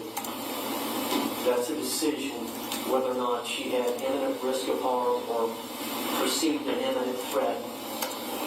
Is a question. Oh boy. This expert can express opinions on science, on medicine, but not on the ultimate issue of fact, and explain to the jury that this defense doesn't qualify, that you should rely on me as an expert, and I'm going to make the decision for you, ladies and gentlemen of the jury, by telling you that under the facts expressed to me by Sarah Boone, she was not perceiving an imminent threat at the time. Response. It's not an objectionable opinion. It's not an opinion on the ultimate issue. It's an opinion upon the applicability of a particular set of evidence that testimony that the defense has offered, called battered spouse syndrome, to kind of help explain a portion of the justifiable use of deadly force or non-deadly force instructions. She's not up there saying Ms. Boone was unjustified in doing what she did. She is not saying that justifiable use of force doesn't apply. What she is saying is, in her opinion, based on the facts that she relies on, given by the defendant herself just a couple of weeks ago that this particular set of testimony and evidence that has been offered through their expert, Ms. Dr. Harper, doesn't apply. This is no different than one expert coming in and saying, well, yeah, you can know that the defendant was sane at the time despite his mental illness because he ran from the police, he hid, he concealed evidence, so on and so forth. And therefore, because of those facts, insanity doesn't apply. And a defense expert may come in and say, well, insanity does apply because my client, after stabbing her mother to death, called 911, was speaking unintelligibly and singing, and greeted the officers at the door with a pair of knives and wouldn't drop the knives and was incoherent for 12 hours after the offense. Therefore, based on those facts, the expert says, well, insanity does apply. It's not becoming a lawyer. It's not becoming the juror. It is explaining a particular type of expert testimony, and it just happens to disagree with Dr. Harper's. And Dr. Harper came in and said that BSS does apply and that she was in constant fear. And the reason she's in constant fear is because of all the past episodes and whatnot. It's permissible testimony, Judge. Any other argument, Mr. Owens? That's totally wrong. He claims, the prosecutor claims, Dr. Harper came in and said BSS does apply. That's true. But he just got through saying and trying to get the witness to say BSS it's not to be regarded. Post-traumatic stress is not to be regarded. It doesn't even come into play. Post-traumatic stress disorder, battered spouse syndrome does not even come into play because at the time she was facing, according to this witness, no imminent risk of harm. Therefore, you can discount everything you hear, ladies and gentlemen of the jury, about battered spouse syndrome. How does that have anything to do with whether or not it's an improper legal opinion under 90.703? It is. It's the ultimate issue of fact in this case because self-defense has been alleged by the defense, and the issue for this jury is whether or not Sarah Boone had the right to defend herself with force, deadly force or non-deadly force, based on her beliefs and impressions at the time, whether they were reasonable under the jury instructions, under the special jury instructions that are going to be applied for battered spouse syndrome, under the jury instructions, under justifiable use of deadly force, whether her perceptions about the threat was imminent and whether it was appropriate or reasonable to act the way she did. This expert is trying to say that she was not facing imminent risk of harm at the time. Thank you both for your arguments. Court is going to overrule your objection, find that it is not an ultimate issue of fact as addressed by 90.703. The court specifically relies on Dinkins versus State 976 Southern 2nd 660 at pinpoint 661. In that case, a psychologist testifies in the instant case in Dinkins, the psychologist's opinions were not legal conclusions. The psychologist did not opine on the defendant's guilt or innocence. Rather, the psychologist opined only as to whether the victim was, quote, mentally defective, end quote, and capable of consent to intercourse. Although the opinions did go to ultimate issues in the case, Florida law, expressly provides that an expert witness may render such opinion, see section 90.703 Florida statutes, which provides that testimony in the form of an opinion or inference otherwise admissible is not objectionable because it includes an ultimate issue to be decided by the trier of fact. Thus, the jury had the power to accept or reject the opinions and was not bound by such. For those reasons, your objection is overruled. Madam Court, I'm just going to ask you to read the question and answer, and I have no further questions of the witness. Okay, thank you. I'm sorry? He's going to have Madam Court Reporter read back the question and the answer, and then he is going to have no other questions for this witness. I object. What? Basis. It was asked and answered. Overruled. There was a pending objection. I'm allow the state to re-ask it so it's clear based on that objection. Judge, it's 11:30. I'm going to be at least an hour from my cross-examination. We're going to begin your cross-examination after we're done with after the state advises the jury in open court that there are no more questions. Let's go ahead and bring back in our panel. Oh, they did dismiss them. Somehow I missed that.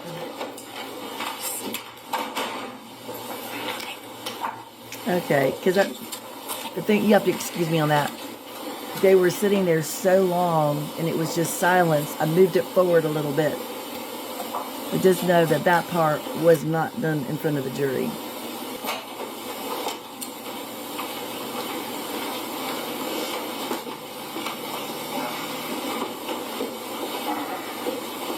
Sarah looks smug. Mr. Owens looks testy.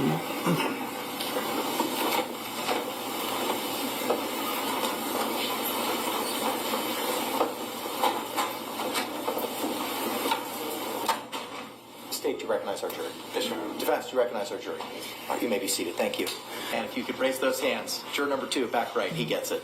All right, thank you all very much. Record reflect, all hands have been raised. State, you may proceed.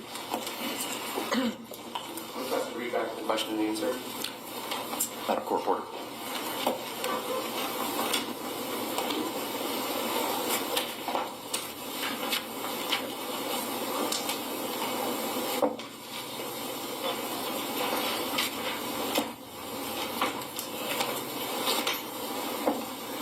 Question by Mr. J.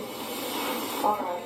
Irrespective of whether anybody has any opinion about whether Ms. Boone was suffering from PTSD or VSS, irrespective of that based on your evaluation of Ms. Boone, what she relayed to you about the facts of this case, does PTSD and VSS have any relation? Mr. Owens' objection, asked and answered. The court overruled. The witness, no. Question, in what particular part of her statements about the incident is that? Answer, the whole part where she's describing the part of about playing hide and seek.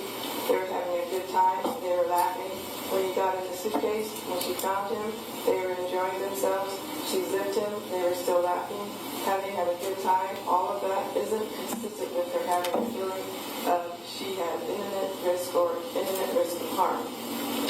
No further questions. Any cross-examination? Yes. You may proceed, sir. Dr. Werner, good morning.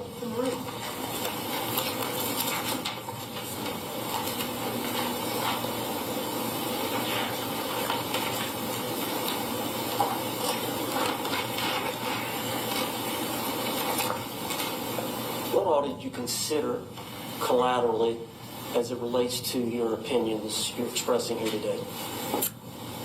I had a number of documents that I reviewed. I'll look at a list. I had the Orange County Sheriff's Office investigation report.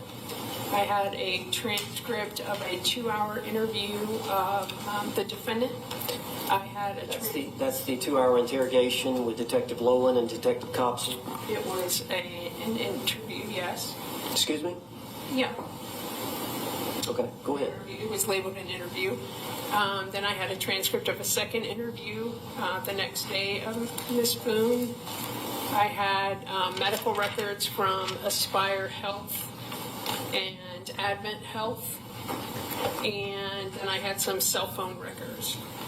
And I also received the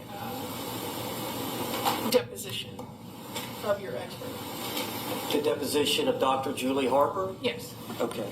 And did you listen to Dr. Julie Harper's testimony in this trial of Sarah Boone? No.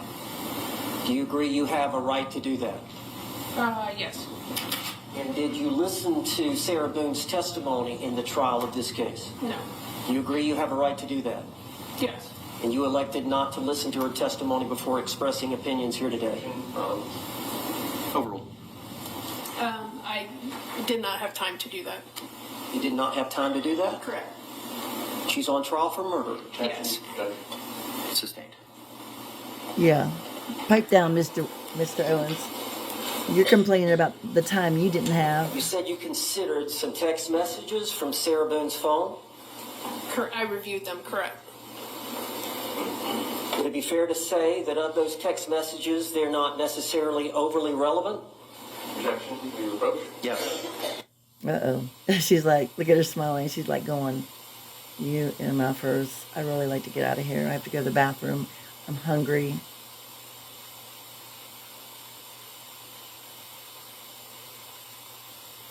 Oh my goodness. All this bench approaching is taking a lot of time. Regarding these text messages that you were provided, did that inform your opinion that you just expressed about the inapplicability of BSS or PTSD to the facts of this case? No. No. Did it apply to your opinion that Sarah Boone suffers from battered spouse syndrome? No. Are that information, when you express opinions in court about a patient or about an individual, you rely on your personal assessment as well as the documents and evidence that you're provided and asked to review, are you not? Correct. And in this case, your testimony is that you reviewed all that information before you interviewed Sarah Boone for 2.5 hours on October the 2nd of 2024, 22 days ago. Correct. So you had the information, Yes. the documents, you read the documents, Yes. you read all the text messages, Correct. and you are going to express some opinions here today, are you not? Correct. You're going to express some opinions about narcissism, whether or not she had... Yes. Uh-oh.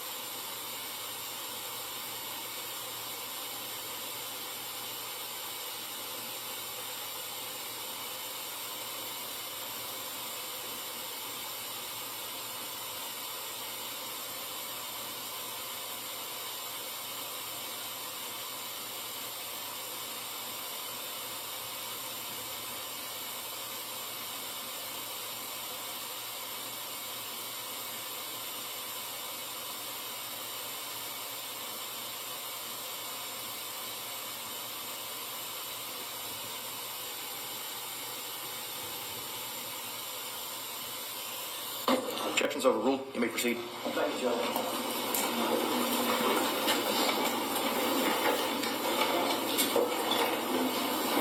Ma'am, is it fair to say, in your evaluation of Sarah Boone on October the 2nd of 2024, that you felt like the text messages that you received from the state attorney Objection, yes.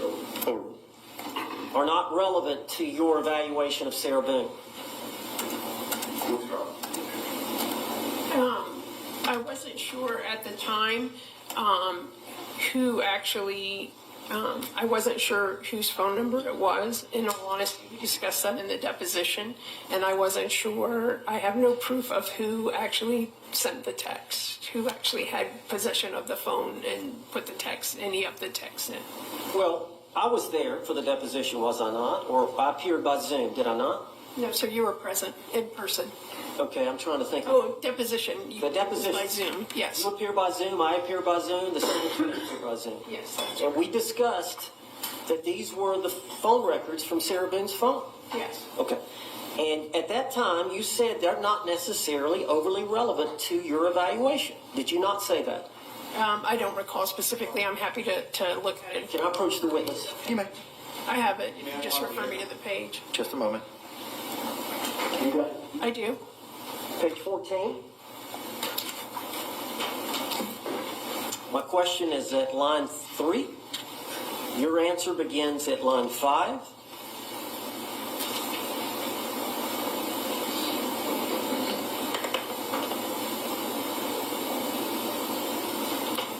Correct. And you agree that any... Let him finish. Let him finish. Well, I'm going on. I'm going to ask another question about the text messages, Judge. You just said line 5. Approach. Oh boy.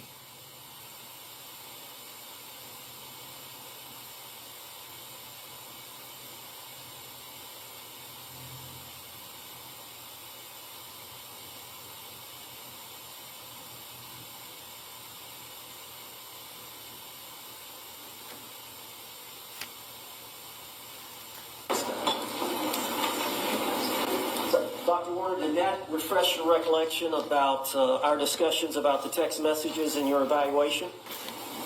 Yes. And would you agree that they're not necessarily overly relevant to your evaluation of Sarah Boone? Correct. And you agree that after reviewing all those text messages, that there was nothing that stuck out to you that caused you to pause and feel like they may have some impact on your evaluations of Sarah Boone? Permission to go out here. Can she answer the question? Have her answer the question first. I'm not sure what you're referring to in the deposition. Page 14. My question is at line 21. Your answer is at line 25.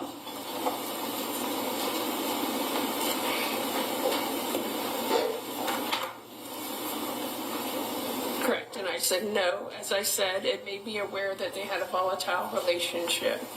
But my question to you specifically is there anything in the text messages that stuck out to you that caused you to pause and feel like that may have some impact on your evaluations? Correct. And you agree your answer is no? As I said, it made me aware. That's not my complete answer. Okay, well, let's You talk. can read my First, you said no.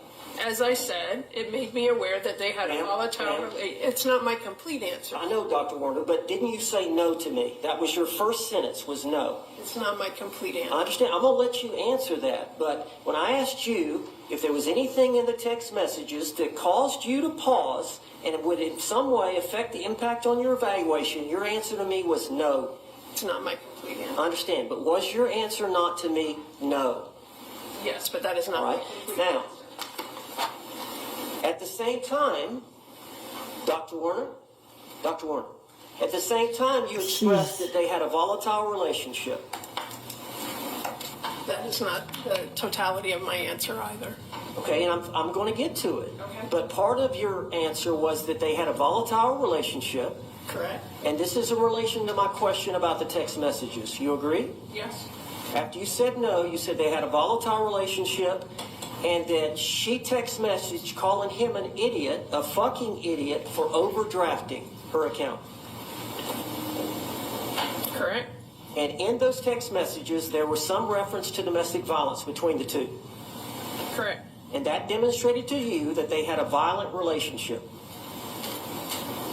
Correct. And do you not agree that that evidence of a volatile relationship had an effect on you expressing your opinion here today that Sarah Boone suffered from battered spouse syndrome? Judge, need to object. We need to approach. Oh boy. Mr. Owens, I mean, I want him to have his time. I want it to be fair to him and Sarah, but he's just like, he's dragging it out so long.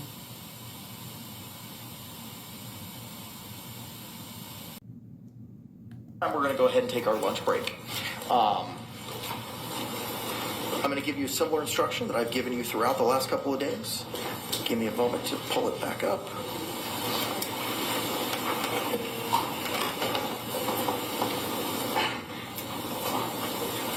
Jurors, you must not conduct any investigation on your own. This includes reading newspapers, watching television, or using a computer, a cell phone. Okay, we're going to skip this part and see if we can get back to after lunch, unless the attorneys have something more to say to each other when the jury is not present.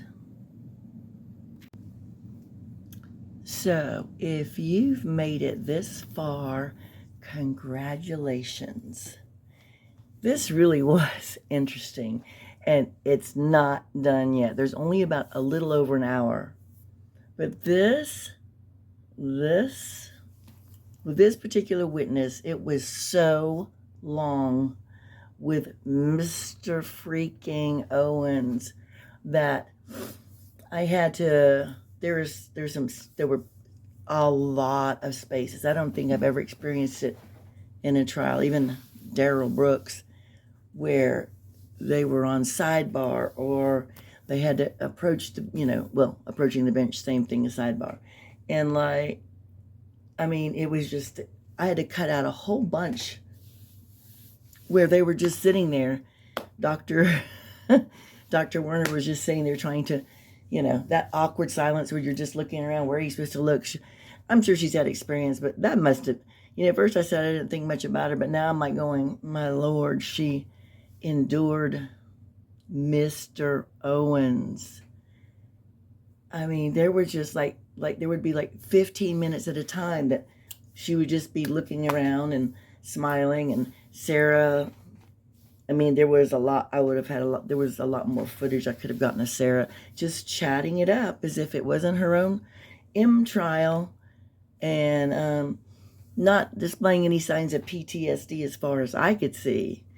But after this, and as many times as they went over that dang deposition transcript, I will be bringing it out and just sharing some from it, not the whole thing.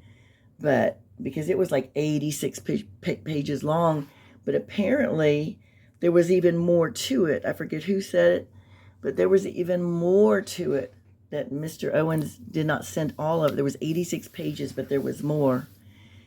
And that, I'm telling you, that made me, I was like,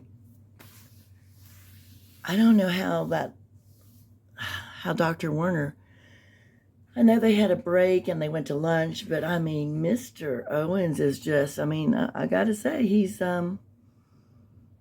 he's very tenacious, but it's not in a pleasing way. And I would love to know what the jury thinks.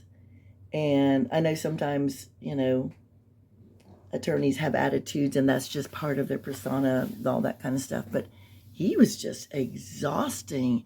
And it just seemed like he was not listening to Judge Kraynick. And God bless Judge Kraynick for, keeping him on task. Because with somebody else, he could have gone on and on and on. And Judge Kraynick, the level of patience that he has, and he's so professional, and I think he's very fair to everyone.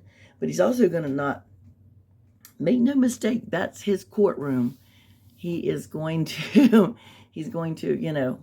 everybody will be checked, which is good. But yeah, I was just like, okay, I've got to go ahead and send this. I got to send this. Go ahead and post this. Hopefully it'll be tonight. It is now Sunday.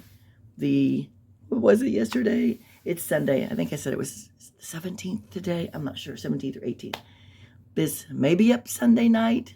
It may not. But the next one I'll do will be finishing this off. This was just this was a test on my nerves. Oh my gosh. I was just like, I even had to get a new cushion today to that would fit better in my seat, because my seat is kind of hard that I sit in here. And so, yeah, I had to get a new cushion at Walmart for my butt to sit on, because Mr. Owens, dear Lord. But anyhow, and I haven't, sometimes I'm late commenting, or responding to your comments or reading them. And I can't even explain, but I will be reading your comments from the last video, probably tomorrow. Hopefully you understand that some days I am delayed. It may take a few days. Sometimes it takes a week.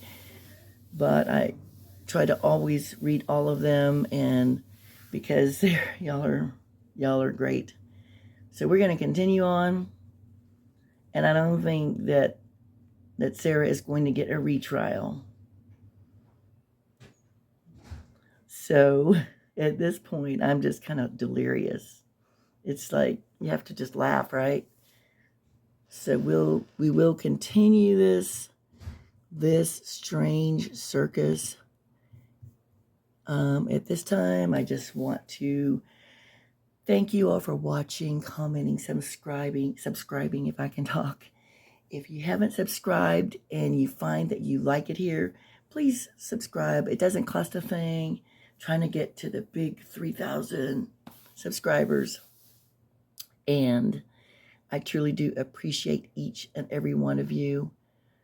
I love you. Be kind to someone. Be kind to you. And remember, this is, at the end of the day, this is all about justice for George and his family. All right. And I will see you all the next time.